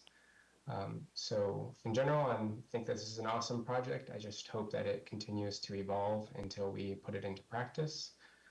And then kind of maybe an opposing view to some of the other parking comments that we've heard throughout the meeting is I'd be very happy that we trade off parking for additional green space and pedestrian space and things that are not pavement in our city. And since this feels like a once in a generation type project, and these projects take a long time to do, it feels like we should try to maximize its impact here on this one. But thank you guys for All right. One more online. Yes. Next up is Barry Remis. Please unmute yourself and you may begin. Well, thank you, committee members. It's Barry Remis. I'm sorry I couldn't be there in person with you, representing MOVE Santa Barbara County. We are, no surprise, of course, fully supportive of this and the other projects that have been have gone before you and will go before you today with updates. And just to be brief, we are, of course, very supportive of the pedestrian forward safety improvements with this project will deliver, namely improved safety at crosswalks, high visibility crosswalks, the additional rapid flashing beacons at Milpas and Ortega. It's good to see both sides of the intersection. We'll be able to get those, and also at Yananali as well. One of the things that we certainly would like to or encourage you as the Transportation and Circulation Committee to push for, or that we'd love to be able to just see as the design goes more detail. And it does appear that they're evident in some of the renderings, but that wherever we have intersections with new crosswalks or enhanced crosswalks, that the stop lines, which, the marker, the delineation point at which motor vehicles need to stop, is placed further back from the actual edge of the crosswalk. And I think, like I said, in some of these visual renderings, it appears that that's the case, so that cars are stopping prior to the crosswalk and not but right up against it, especially as pedestrians are crossing the street. And also where there isn't a crosswalk, where, for example, where there might not be a signalized crosswalk, and where there's rapid flashing beacons, that, of course, the yield lines, otherwise known as shark's teeth, are placed in advance. And I think that that's something that Public Works has already been doing. Again, this is also all to be able to enhance the safety factor for crossing pedestrians. And the other thing that we're really excited to see is, especially per the federal public right-of-way accessibility guidelines, otherwise known as PROWAG, if you want to get acronymical, that the opportunity to be able to place rapid flashing beacons at the crosswalks of the roundabout really looks helpful there, especially at the Milpas roundabout, which has always kind of been a risky place for pedestrians to cross around. So these comments apply also to the Lower West Side project and also the Cliff Drive. So you can take them and copy and paste them to that too. Thanks. Have a great night. Thank you. Chair Blackerby, there are no other requests to speak. Thank you. It's back to the committee with any comments on this Milpas project. Yeah, Vice Chair Seatrop. To kind of follow up on one of our commenters, I was wondering actually if you could just explain maybe when we think about roundabouts and when we think about stoplights. I'm going to have their traffic engineer answer that question, Mr. Derek Bailey. Good evening, Derek Bailey, Public Works and the Traffic Engineering Group. In general, most of the intersections in Santa Barbara don't have enough real estate to put in roundabouts.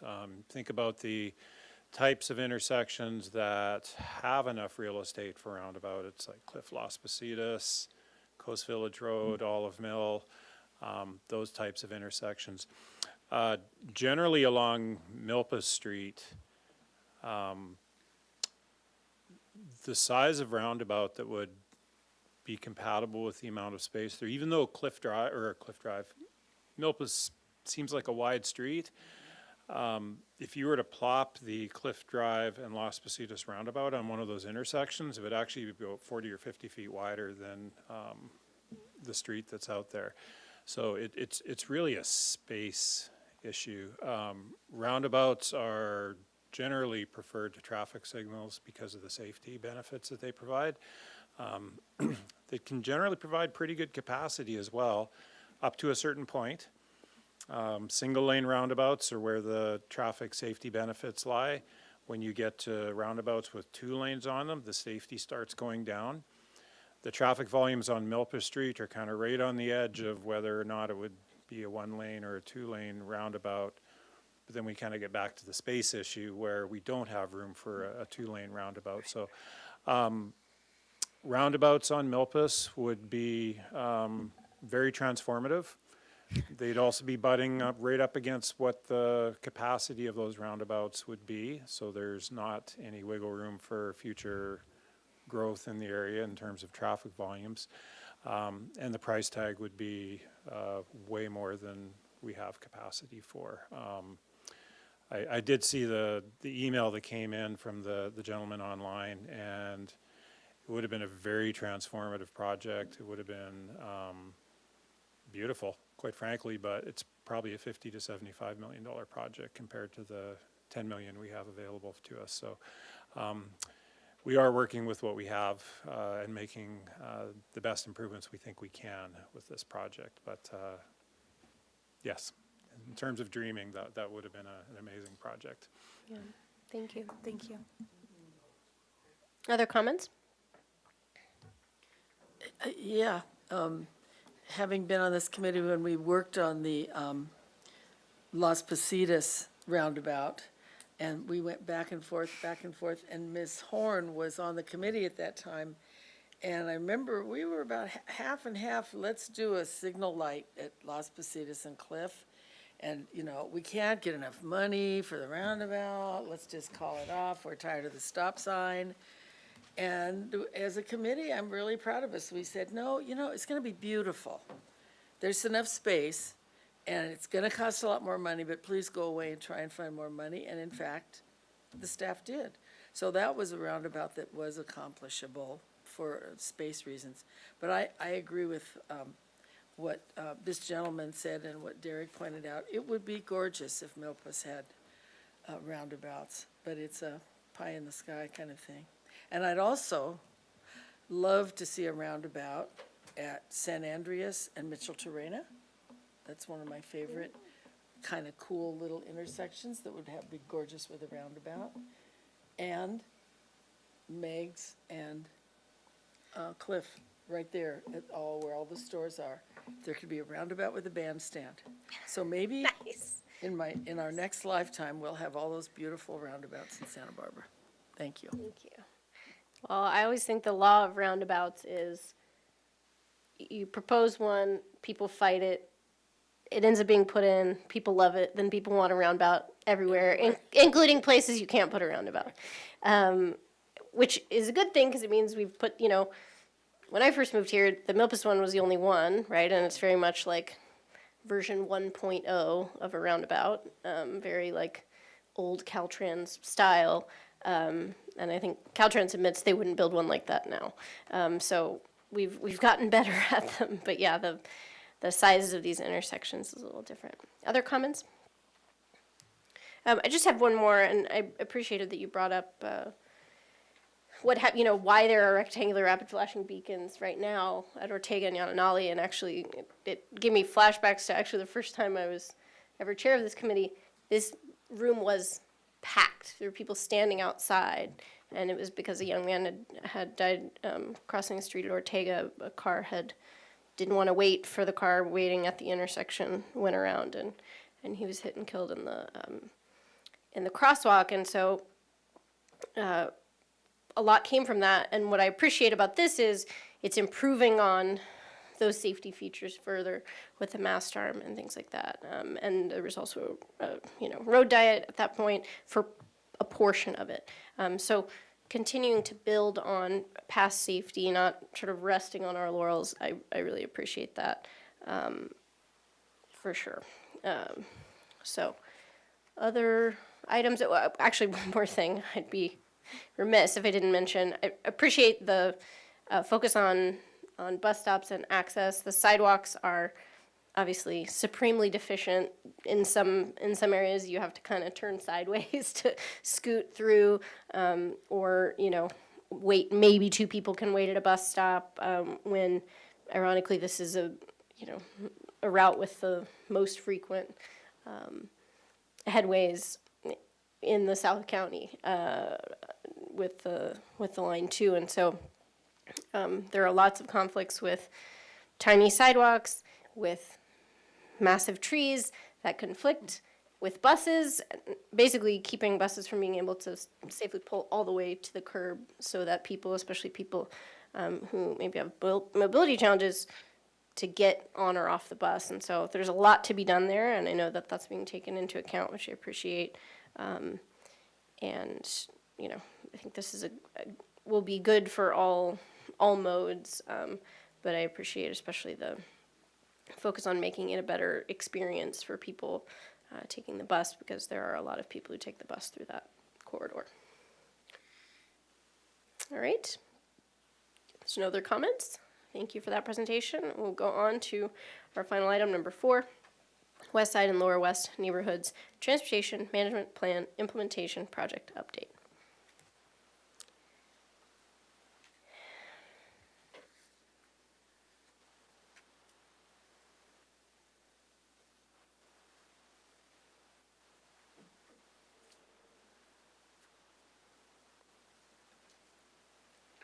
And back to Ms. Bedard.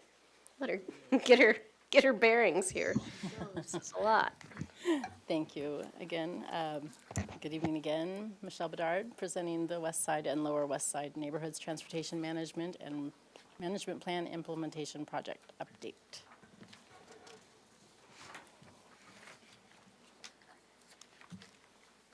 So again, starting off with the background, we want to just briefly discuss some community engagement efforts, the importance of the Vision Zero traffic safety analysis, and the overall West Side and Lower West Side Neighborhood Transportation Management Plan. So recognizing the need for safe connections between the West Side and Lower West neighborhoods, and to provide additionally connections between these neighborhoods and downtown and the waterfront, the city conducted community engagement efforts to listen to neighborhood feedback on the experience of and concerns about pedestrians and bicycle safety, and to obtain feedback on the existing conditions and explore concepts for to address the community concerns to improve safety for all road users. In this effort, the city conducted a Vision Zero safety analysis and determined that the history and collisions and concerns within the neighborhood, which identified the need for the safety improvements and better traffic safety education. So staff used the information combined with the Vision Zero analysis and the community engagement efforts to develop a project to address these neighborhood safety and mobility concerns. The neighborhood feedback and the traffic safety analysis were summarized in the West Side and Lower West Neighborhood Transportation Management Plan. And then this, just to remind, for, again, some of the TCC members, this was at least a couple-year process on this plan that the TCC had weighed in during that planning effort. Go ahead, Michelle. Thank you. So, great news. The council, again, directed staff to seek grant funding through the state's active transportation program. And in March 2020, in January 2022, after going back to the community and obtaining the feedback and development of plan, the plan was approved. And then in 2023, with $2 million in city matching funds, the city was awarded $19 million in grant funding through the state's active transportation program. And so again, this money will fund the final design and construction of many of the projects listed within the plan, and will provide funding for traffic safety education, and community and local schools. So again, just recently go over, we had some recent community engagement efforts. These are pictures from our meeting back in January. Since the grant was awarded, the state allocated grant monies for the design phase. The designs are being developed in-house by the city's engineering team. We developed a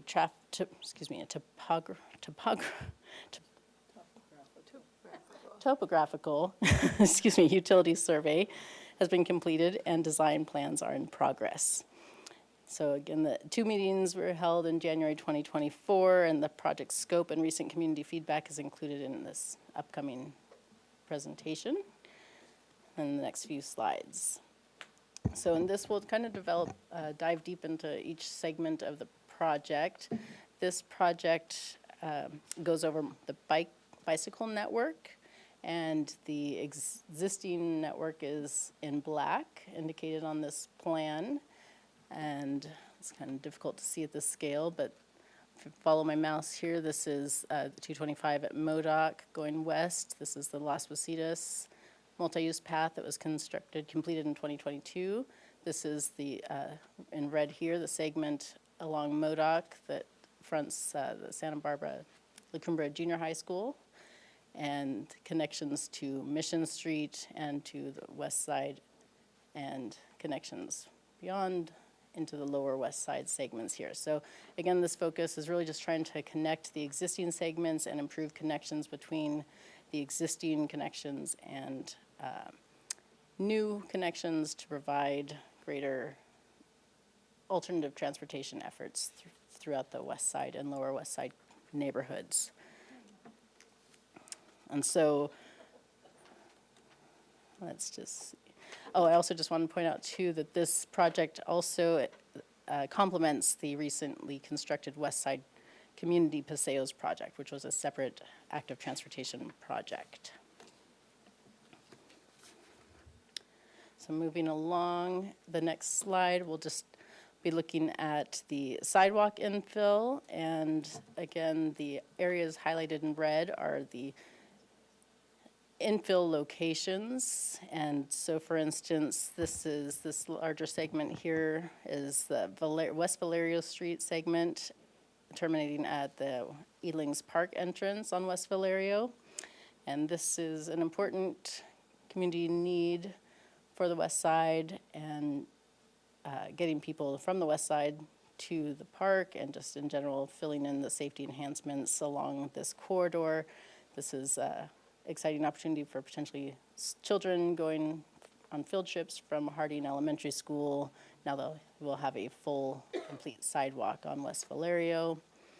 This segment here is the intersection Manitou and Pedregosa Street, which is currently a blind corner and heavily desired pedestrian travel. So in this corner, we will be adding sidewalk infill to provide safety enhancements for pedestrians to avoid conflicts with pedestrians and vehicles here.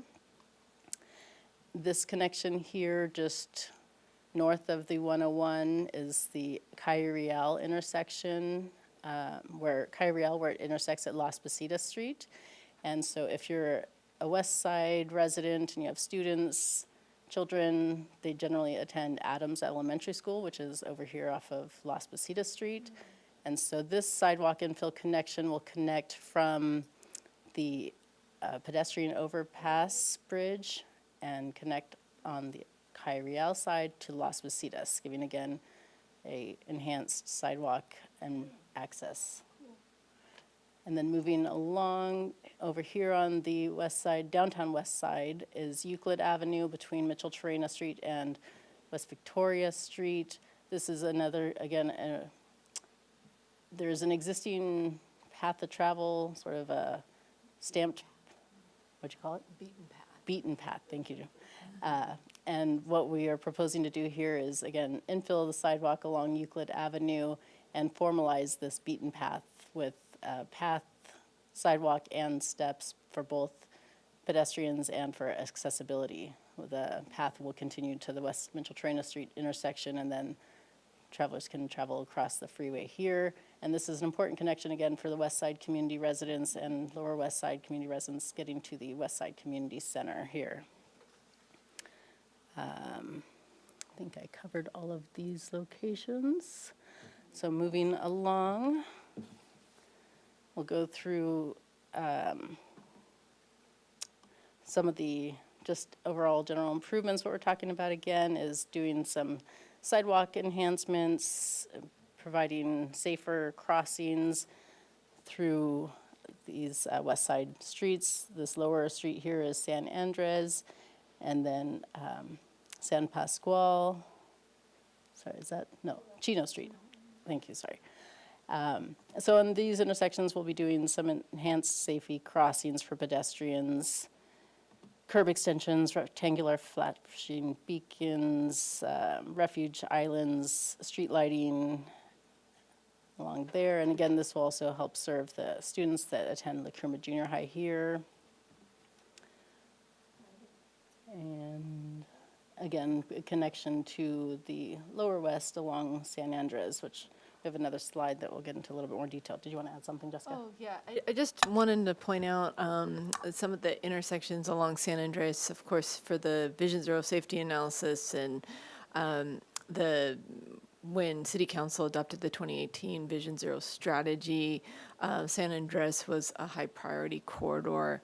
In addition to the active transportation funding, Because we weren't sure if we were going to get that grant, we also applied for other grants as well under the Highway Safety Improvement Program and then local Measure A grant funds. So I'm happy to report that some of these, because Michelle will mention later on, again, construction is forecast to be in 2027, but we are actually able to expedite some of the intersections along San Andres this year. So those will be heading to construction very soon. So that's really exciting. And so the high priority ones were the adjacent to like the West Side Boys and Girls Club. That would be the Anapamu San Andres intersection, Victoria and San Andres, which is right adjacent to Bonet Park. Also another way to get to the Boys and Girls Club too. And then there's, a couple more intersections to the north of that as well from the Highway Safety Improvement Program. So very exciting that we're going to be seeing those changes soon. Thank you for that add. So again, we've held community engagement meetings and to get their feedback on desires of, how to enhance this project for improved cycling and pedestrian enhancements. So some of the requests we received were for raised crossings rather than over rapid flashing beacons. And in that case, it's not really feasible in that location because the emergency access and serving the intersection. So rapid flashing beacons is preferred to maintain. And then additionally, requested for safe protected bike lanes and additions of traffic calming methods. And of course, the project scope includes these protected bike facilities and traffic calming methods. Then we also received requests for safety enhancements to West Valerio and Calle Canyon streets. For bike lanes at this location, unfortunately, that cannot be added without removal of on-street parking on both sides of the street. And then additionally, many requests for just safety enhancements to the West Valerio Street and Calle Canyon intersection, and those safety enhancements are proposed as part of this project scope. And then for Mitchell-Torrena Street, Mitchell-Torrena Street between San Andreas and Gillespie Street. We were looking to the community for feedback on continuing a bike path in that area to connect to the existing paths. And like we've discussed in the other projects, this project, what we've heard is large requests for this, but also heavily concerns with the potential loss of on-street parking. So, and just connections between business and retail servicing, like on-street deliveries, et cetera. So staff is currently evaluating potentials for that, and any future potential designs would be discussed at future upcoming community engagement meetings. So for Modoc Street, just to go and dive into some examples here, the current concept is proposed to have a two-way cycle bike path on the north side of the street, which is the opposite side of the street than the La Cumbre Junior High sits on. And staff received large requests to consider one-way designs on each side of the street. So our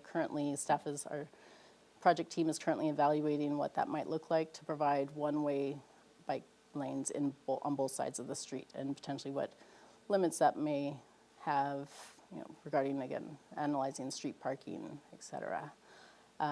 So this is just an example of the existing proposed two-way path on the north side of the street.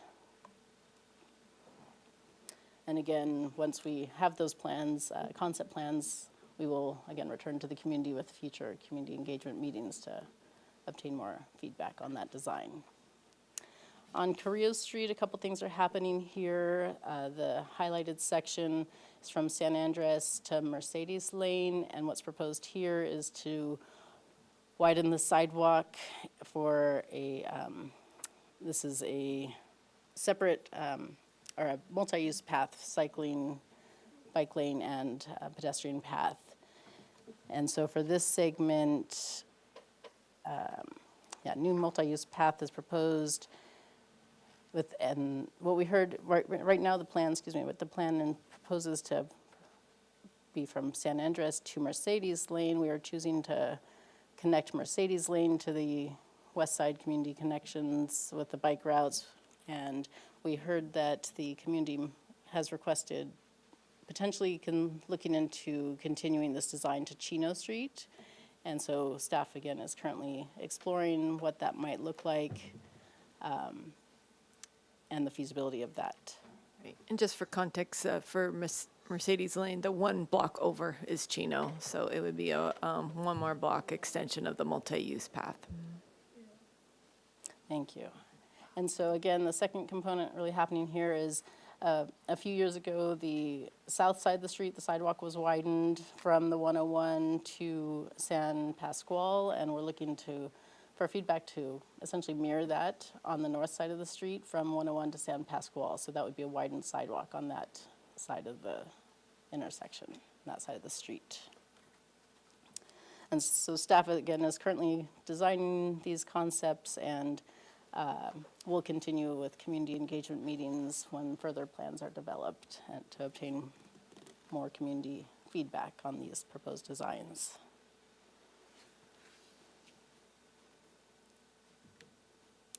So again, next steps, we're currently again in the concept preliminary design phase. We're looking at 30%, 60% design plans right now. As those plans are further developed, we will continue to hold several community engagement meetings. We again discussed potentially a separate meeting for just the MODOC path, whether we can, we will hold one meeting just to discuss the proposal to have one-way paths on both sides of the street versus the current proposed two-way path. Additionally, we were talking about having an additional meeting potentially for the Mitchell-Chorena Street bike path at that location, if that's feasible and what that might look like, and obtain comments. And additionally, as the plans are developed, we'll continue to return to your committee and the city design boards, and hopefully we'll be in construction in 2027. So thank you. That concludes the brief presentation of this project update. Great, thank you so much. Any questions from the committee? The later it gets, the fewer questions we have. Isn't that amazing? Is there any public comment? We have no in-person requests, but we have one online request from Peter Smith and no written comments. Peter, please unmute and you can begin. Yeah, thank you. Yeah, sorry I'm not there. I'm on the East Coast where it's really late.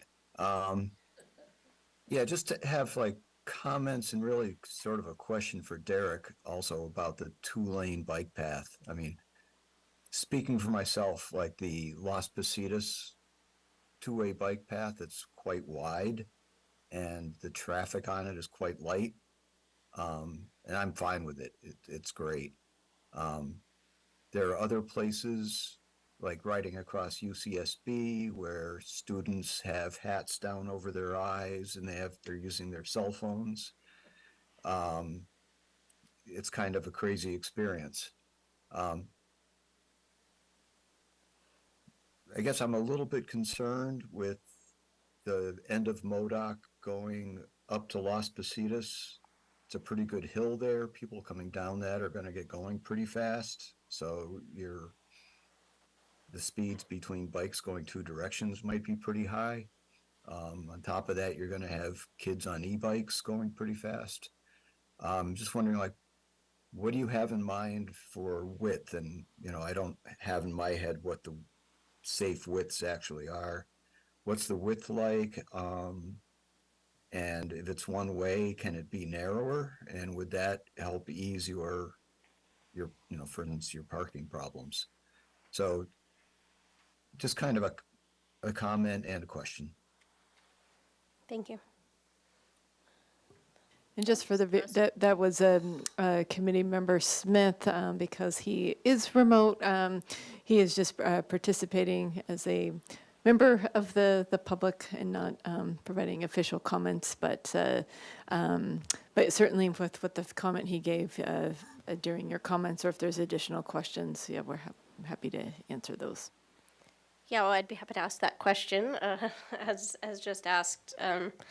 Maybe Mr. Bailey, sort of, I mean, I know it's not designed yet fully, or that's happening, but maybe the idea of a two-way together versus one on either side, and the sort of geometry of that.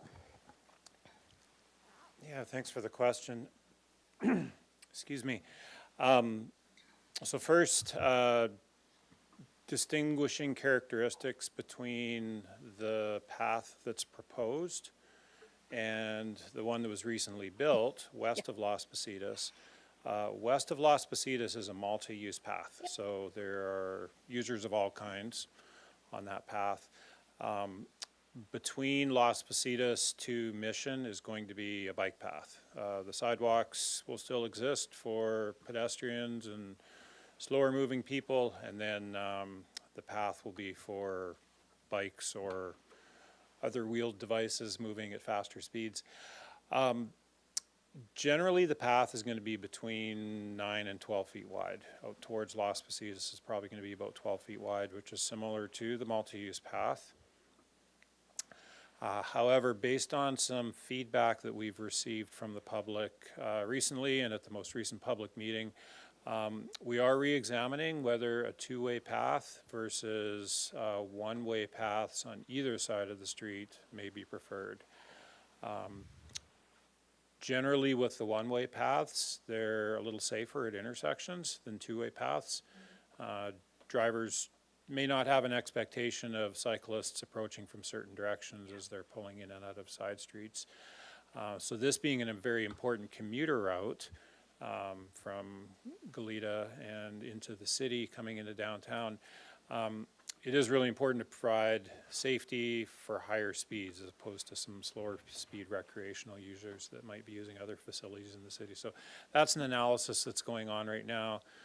We have to look at the width of the street, potential parking impacts, how we would accommodate parking, or how much parking could be affected. So that analysis is going on right now. But I think just to answer the question, 9 to 12 feet, but in this area specific, just east of Las Positas, probably closer to 12. Okay, thank you. And it's a good point that, I mean, I think we see this in a lot of facilities of, there are some benefits to having, you know, both directions next to each other, and then I think sometimes we can get in this mindset of, it's a facility and it's just like a linear thing, and the people traveling on it will be traveling on it from one end to the other, as opposed to they're going to leave their house, which is on one side of the street, and they need to go safely to something else, maybe on that same side of the street. And like, sorry, if you live on the wrong side, then you have to get across somehow. So I'm always thinking about those sort of transitions. I mean, it happens on Cabrillo with the you know, that multi-use path where you're like, this is great if I just go back and forth. But if I need to, like, go across the street, go over to the Hilton or something like that, I'm biking through the grass and then waiting at an intersection. You know, like, all those little transitions, when you think of actually how will people not just go through it, but how are they going to get to it? What are they getting to? Where are they biking to? What's the experience in those sort of marginal transitions? So I think, you know, it makes sense that people are saying that. So it'd be interesting to see how it shakes out. Other comments, questions? Very exciting. I love when all the little gaps are getting filled. That's something that, you know, we can do a big, you know, many mile project, but to some people, like, just fix the gap on my one block. You know, I live on Euclid, put a sidewalk, and that's everything to them, you know, so it's huge. Yeah, it's huge. I think to kind of just echo what you were just saying, as someone who, you know, I do not have a child in elementary school or junior high, and so I'm often kind of horrified when I find out, like, oh, that's where the elementary school is, and right next to it, there's no sidewalk. And so I'm looking at this one area that I'm familiar with, and you know, it's not it's a weird turn, and there's nothing there, and people go kind of quickly, and that there's an elementary school right next to it. So I think this really does, as Chair Blackerby was saying, fill in some of these gaps in a way that doesn't feel dramatic, but feels very impactful and really, really helpful. So. Great. Committee Member Rodriguez? Yes. This has been a fairly long meeting for us and a lot of information. And the length is because there's so much going on, so much good work going on. And I think it's really important to point that out. I rode through, years ago, I rode through the west side on bikes with my husband, who is an avid cyclist. And I remember he knew where we were going. He would come to those places in the road where the official bike lane disappeared, and he would just wave me on and say, well, we just take this alley. That's the only way to get to the rest of it. So all these little things they're talking about, those are all places where people have had to know how to get there because there wasn't anything marked. So it's a lot. It's really a lot when each one of those is a surprise. And I want to point out that everything we've looked at tonight is almost $50 million of state funding, state and federal, I suppose, and 10.8 of city funding. And I remember a time when we were in this room worrying about how to fill potholes because we didn't have enough city tax money to do the normal road repairs. So much has been accomplished, and I know, like I said, long meeting, but I just think it's so important to point this out. We've come a tremendous way, and there's always more to do. And I can't imagine if we're talking about all this amazing work now, what's it going to be like 10 years from now? We'll have space cars. I don't know. But thank you all so much. I really want to emphasize that. Thank you. Thank you. All right. If there's nothing else, we would go to adjournment. So it is, we'll adjourn the meeting. 7:42. Thank you. Thank you.